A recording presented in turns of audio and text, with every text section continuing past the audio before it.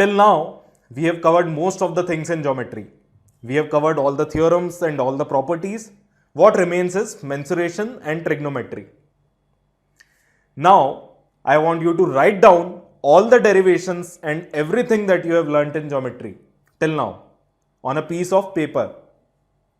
Beginning with the very first thing that we started with, that is different angles in parallel lines and transversals, to the last property that we saw in the circles video, that is area of segment.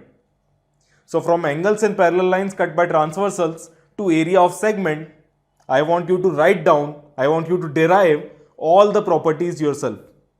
I have listed all the properties in description. I want you to derive everything yourself in the sequence that I have mentioned.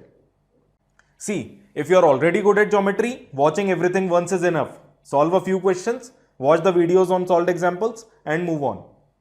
But if you are not that comfortable with geometry, then give my method a try, a serious try. Write everything down and do this time and again till everything is at your fingertips. 2 to 3 times on paper, and after that you will be able to mentally derive everything. Reach this level and I promise you, geometry will be your friend.